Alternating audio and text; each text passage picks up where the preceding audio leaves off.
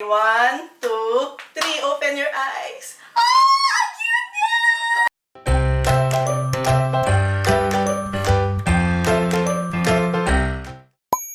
Hi, this is Elle and welcome to another makeover. Super excited ako dito sa makeover na to dahil itong bedroom na ayusin ko is kay Ray Hermar. Halika dito.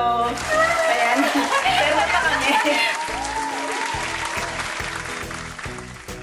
Hello everyone! Nag-message siya sa akin. Tapos, alam ko na, nakita ko na kasi nakakapanood ako ng vlog niya. So, nakita ko na yung room niya. Sabi ko, sobrang perfect nun kasi blank canvas. Oh, bare talaga Bare lang, siya. very quiet lang. Sobrang tagal ko na talagang gusto mag-ayos ng room. Pero so, yung pagpasok ng 2018, sobrang walang time. Super busy ka. And also, medyo nawiwirduhan ako sa actual shape ng room ko. Ganda nga eh. Tapos, feeling ko, ang dami kong gustong mangyari. Like, I want a vanity, I want this, I want that. Tapos, hindi ko alam saan siya ilalagay. So, parang nung mga time na naghahanap ako ng mga DIY, doon ko nakita yung channel mo. Tapos, sabi ko, ay, wait, sobrang perfect nun. So, ayun, that's why I messaged her. Ano bang style ng, ano mo? Gusto mo dito? Ano Actually, hindi ko alam anong style niya kasi di ba iba usually May design hero type, kasi oo, na ganyan. may theme. Pero ako, gusto ko lang na medyo neutral yung color niya para hindi magulo. Kasi magulo akong tao. So parang ayoko nang mas magulo pa siya kasi feeling ko if I put a lot of colors, mas magulo pa siya. So parang gusto ko more on grayscale. Yeah, very basic, simple, Tapos, malinis. Very ano lang, chill talaga. Kasi masyadong magulo yung buhay ko. So, at least pagpasok mo ng room mo,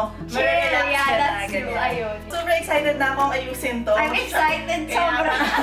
So, mag-shopping, well, sana makasama ko siya Yeah, mag-shopping. Pero hopefully. yun, share ko sa inyo lahat ng mga bibili namin, anong gagawin namin dito. And itutour ko din tong room na to sa inyo ngayon. But before that, please do subscribe to my channel for more home Subscribe! makeover, design Yes! tips, advice, ganyan. And you may also follow me on Instagram. So yun, tour ko na kayo. Alika na. Thank you! Thank you! So, pagpasok mo ng bedroom, ito yung makikita mo. To the right, nandyan yung kanyang CR and mga walk-in closet. Tapos yan, sobrang blank canvas niya. So, na-excite ako. Itong bed na to, ikikip namin yan dahil bago niyang binili yan. Pero the rest, mawala yan lahat. So, don't mind muna yung mga gamit niya kasi nag-aantay siya na makeover para malagyan niya yung maayos niya lahat ng mga items niya. So, ito na, gagawin na natin siya. Super love ko yung ceiling niya dahil nandito siya sa parang last floor nila. Naka-slope siya, ang ganda. And meron pa siya dyang, parang may pa-skylight effect siya dyan. Sobrang cute. So, basically, halos lahat babaguhin namin dito. I mean, pagdating sa furniture, maliban dun sa bed niya kasi ang cute na yan eh. Pero pati yung layout, kung ano yung magiging function nitong space, mag-iiba lahat.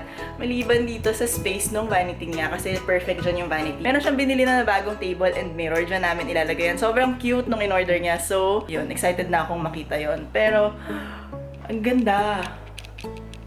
Ayan no, very blank canvas lang siya. Ang plain, tas abangan nyo later kung ano yung gagawin namin dito. I'm here at SM ngayon and maghahanap ako ng mga furniture. Kung ano na makita ko actually, sofa, side table, coffee table, ganyan, and mga bedding. So, ayun. Tara, samahan niyo ako. Ang hinahanap ko actually is gray na sofa. So, maraming option dito. Ito, ang ganda nito. Ayan. Ito rin. Tingin pa tayo sa iba. Feeling ko ito yung perfect na sofa. Ayan, kasi ang ganda ng shape niya dahil yung kama na binili ni Ray is actually medyo mas glam, mas class, kahit na yung gusto namin look minimalist, tsaka basta mga simple lang. So, kailangan din namin ng sofa na medyo nagmamatch naman sa bed niya. Hindi mo siya eksakto matching, pero pareho siya na parang medyo substantial, ganyan, hindi masyadong petit, pero sakto, perfecto. Actually, sinukat ko na dun sa space namin. Ito yung cart ko, ayan. Tapos meron pa akong sofa, rug, at saka malaking mirror. Ang ganda oh. Ito rin oh. Cute! Dito na kami sa bedroom ulit and ayan, nag-aayos na kami dito. So, wala namang masyadong gagawin pagdating sa renovation nito dahil, ayun, puro repaint lang and nag-aayos na kami ng konti ng ceiling kasi may mga mancha ng, I don't know, parang rain na stain before. Pero ngayon okay na daw, wala na daw tulo yung ceiling nila. Meron kaming accent wall dito na gray. Delivery furniture, marami na kaming bagong furniture dito, yung iba nasa labas naman. Habang nagpipintura siya naman, ayan, binibigyan ko na siya ulit ng problema. Mag-assemble nitong desk. Kamusta? Gano'ng katagal? 10 10 minutes ha. Orasan natin ha. Anong oras ngayon? Ayan ha, 3:20 ngayon ha. Doon natin, 10 minutes daw. Nalasing ko na, tsaka lang siya natapos oh. Wala, yutusan mo yan. Paano ba naman? Nagpabili ng pintura, tinanong ko, ilang kailangan nyo? 1 liter daw. Ayun, 1 liter binili ko. Kulang pa pala ng 1 litro. Tapos na yung accent wall namin. And yun guys, matatapos na rin. So, babalik lang kami dito for 1 day. Tapos, i-reveal na namin tong space na to. On the way na ako para ayusin, i-finalize, and i-shoot yung bedroom ni Ray. And kasama ko yung aking brother, Hello. Cheston. Kasi, sabi ko 12:30. 1:30 na oh. Mag-a-arrange pa ako. Tsaka, pero konti lang naman yun. So, hopefully, magawa na namin lahat ngayon. Yes, tulong ako. Yes. So, magkakabit kami ngayon ng mga frames. Nagpa-print ako nito. Ayan, ako nag-design nun. Ang cute nung gray na wall. Yun na lang. Tapos na to. Ito na yung neon sign and i-install na nilo kuya dyan sa likod ng sofa. Cute.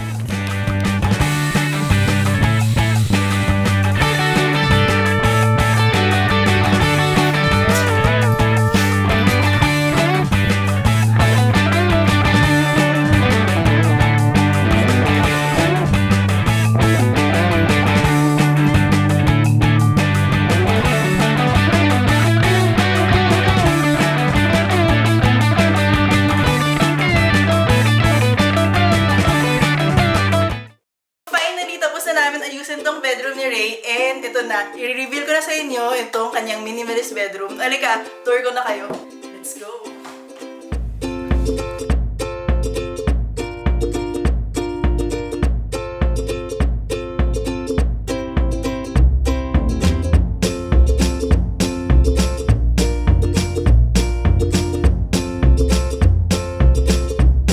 Pagpasok mo nung door niya, dito sa right, meron ditong corner na maliit na parang, actually, ang request niya is maglagay ng mga iba-ibang storage dito sa space niya. Kasi nga, syempre, ang dami niyang PR packages, mga kung ano-anong gamit. So, ito, nakabili ko to, sobrang perfect niya para dito sa corner kasi maliit lang to. So, ito 24 inches lang to. Perfect siya para dito.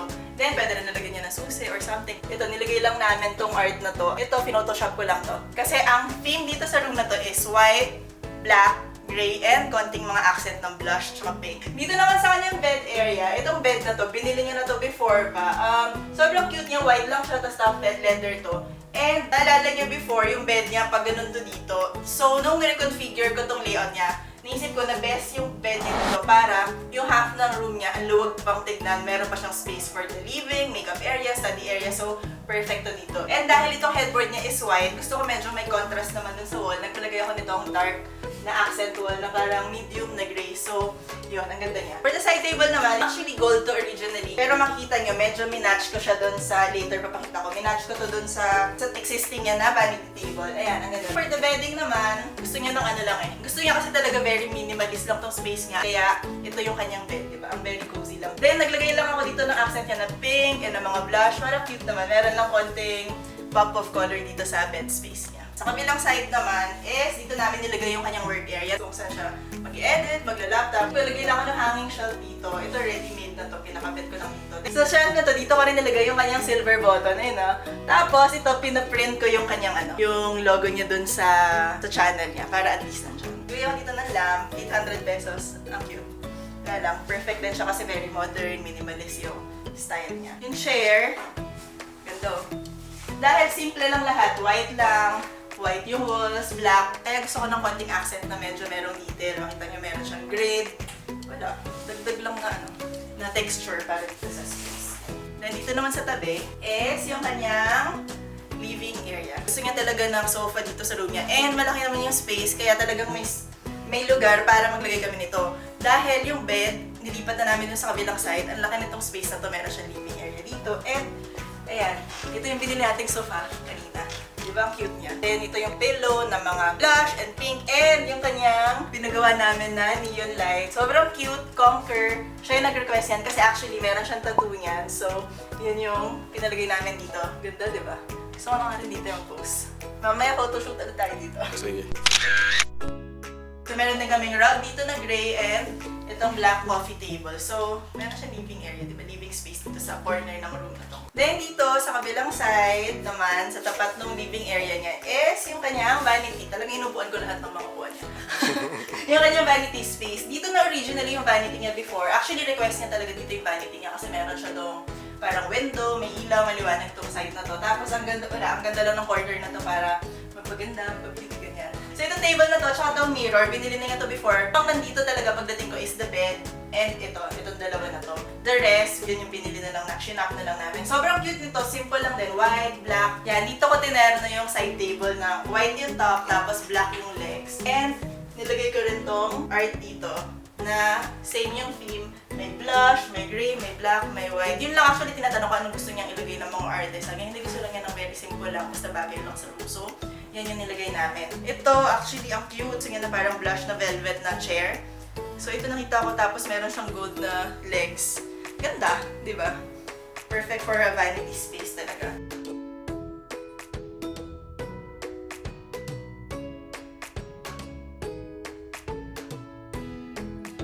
Another request niya is itong mirror. Sama ka ba dyan? Sama ulit ako. Hello. Lagi na lang. Yes. Official videographer. Yeah. Ayan, ganda lang para at least, di ba, pag OOTD, ganyan. White din lang, dahil marami na kaming black accent doon. So, white lang din yung pinili ko. Oh, wait, sorry. Kailangan banggitin to, sobrang ganda nito. So, meron siyang existing dito na ilaw na parang luma na rin. So, pinapalitan namin. Ganda niya. Tapos, makita mo tong grid na to, yung grid na bakal. Bakit bagay siya dun sa chair dun sa office. So, meron talagang plan supposedly dito, pero hindi siya umabot. Kaya kinuha ko to sa garden nila. Ang ganda. Ang cute. Bagay siya kasi sa all white na space. Maganda yung mga live na plant talaga. For this one, nagpalagay ako ng curtain dito. Kasi nandito yung bed para ang cozy ng space. Kaya itong side na to may curtain. Yung kabila, hindi ko na pinalagyan kasi naka-angle yung roof eh. Ang weird ng, wala lang, ang weird ng meron pang curtain na ganun. Tsaka may aircon dun sa side na yan. Kaya dito na lang itong curtain.